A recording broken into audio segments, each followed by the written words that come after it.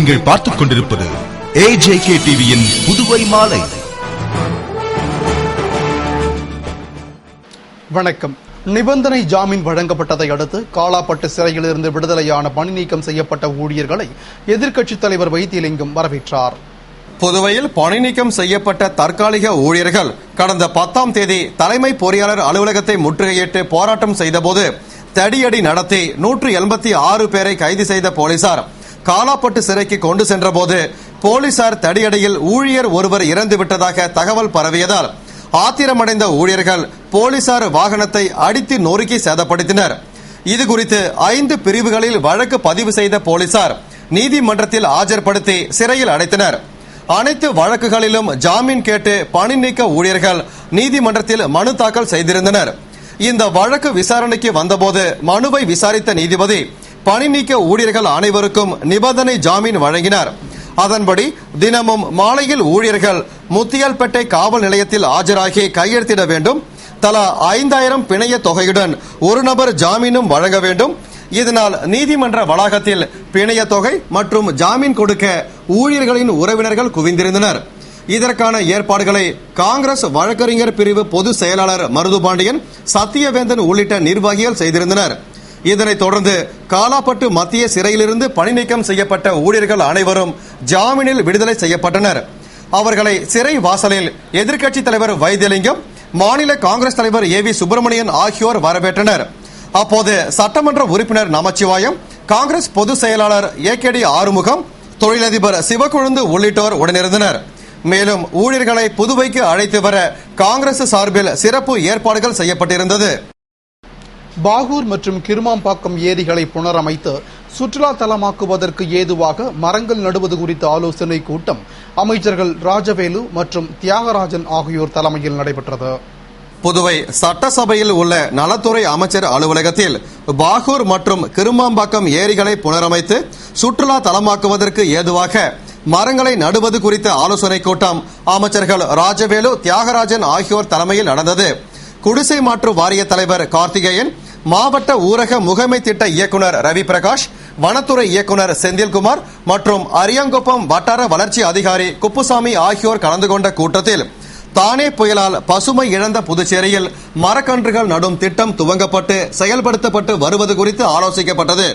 மேலும் பசுமை இழந்த பகுதிகளை கண்டறிந்து அந்த இடத்தில் மரக்கன்றுகளை நட்டு மீண்டும் பசுமையை உருவாக்க திட்டமிடப்பட்டது.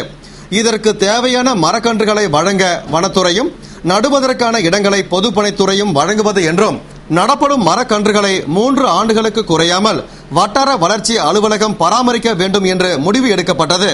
மற்றும் முதல்வர் ரங்கசாமி முயற்சியால் தூர் எடுக்கப்பட்ட உசுடு, பாகூர், கிருமாம்பாக்கம் ஏரிகள் பராமரிக்கப்படாமல் உள்ளதால் அந்த ஏரிகளையும் பல்வேறு இடங்களில் உள்ள குளங்களையும் தூர்வார நடவடிக்கை எடுக்கப்பட்டு அதற்கான கோப்புகள் தயார் செய்யப்பட்டு நிதித்துறை ஒப்புதலுக்காக சென்றுள்ளதாகவும், ஒப்புதல் கிடைத்தவுடன் பணிகளை துவங்குவது என்றும் முடிவெடுக்கப்பட்டது.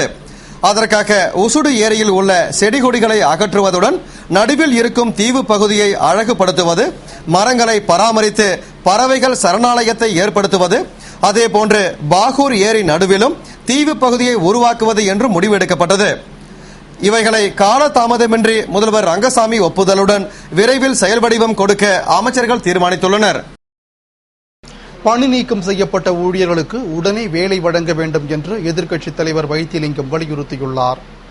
நிபந்தனை ஜாமீனில் வெளியான பணி நீக்க ஊழியர்களை வரவேற்ற எதிர்க்கட்சித் தலைவர் வைத்திலிங்கம் செய்தியாளர்களுக்கு அளித்த பேட்டியில், பணி நீக்கம் செய்யப்பட்ட ஊழியர்கள் 186 பேர் மீது அரசு அபாண்டமாக பழி சுமத்தி சிறையில் அடைத்தது. பின்னர் ஜாமீன் பெற முயன்ற போது அதனை தடை செய்ய அரசு முயற்சித்தது என்று தெரிவித்தார். மேலும் பணி நீக்கம் செய்யப்பட்ட ஊழியர்கள் சம்பளம் இன்றியும் பணிபுரிய தயாராக உள்ளதாகவும், அரசு சம்பளம் வழங்கும் போது வழங்கட்டும் என்று தெரிவித்துள்ளனர்.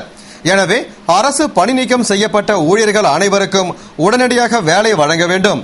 இல்லையெனில் வேலை வழங்கும் வரை பல கட்ட போராட்டங்கள் நடத்தப்படும் என்று கூறினார். காவல்துறையானது அரசாங்கத்தினுடைய கட்டளையின்படி இந்த பணி நீக்கம் செய்யப்பட்ட ஊழியர்கள் மீது வேண்டுமென்றே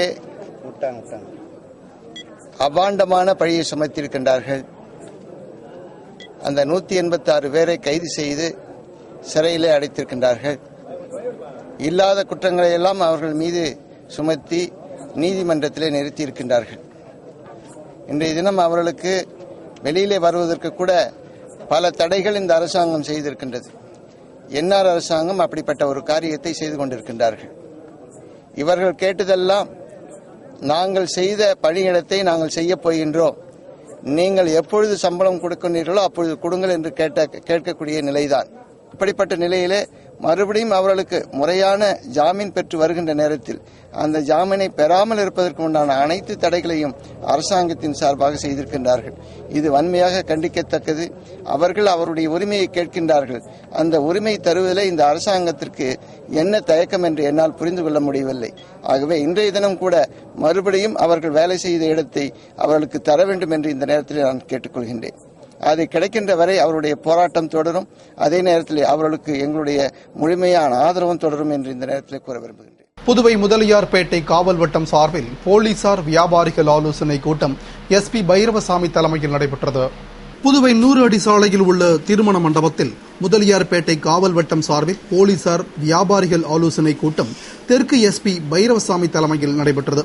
இன்ஸ்பெக்டர்கள் பாஸ்கரதாஸ், பாலகிருஷ்ணன், சப் இன்ஸ்பெக்டர்கள் இனியன், கணேஷ் உள்ளிட்ட போலீஸ் அதிகாரிகள் கலந்து கொண்ட கூட்டத்தில் வியாபாரிகள் பங்கேற்று பேசுகையில் 100 அடி சாலையில் மாமூல் கேட்டு ரவுடிகள் தாக்குதல், மிரட்டல், கடை சூறையாடல் உள்ளிட்டவை நிறுத்தப்பட்டுள்ளது என்றும், ஆனால் தற்போது அதே கும்பல் கோவில் பெயரை சொல்லியும் அரசியல் பிரமுகர்கள் பெயரை சொல்லியும் நன்கொடை கேட்டு மிரட்டுகின்றனர் என்றும், மேலும் இதேபோன்று திருநங்கைகளின் அட்டகாசமும் தாங்க முடியவில்லை என்றும், பணம் கொடுக்காவிட்டால் போக மறுக்கிறார்கள் என்றும் கூறினர்.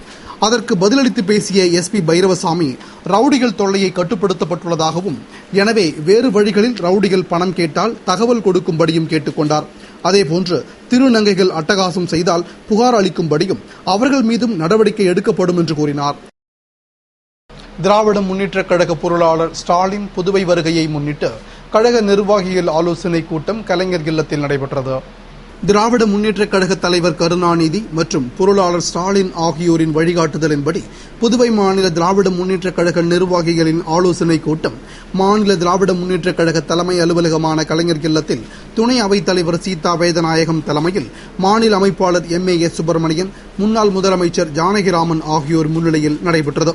கூட்டத்தில் தேர்தல் நிதி மற்றும் பாராளுமன்ற தொகுதி செயல் வீரர்கள் கூட்டத்திற்காக புதுவைக்கு வரும் ஸ்டாலினுக்கு சிறப்பான வரவேற்பு அளிப்பது குறித்தும் கட்சி வளர்ச்சிப் பணிகள் குறித்தும் ஆலோசிக்கப்பட்டது.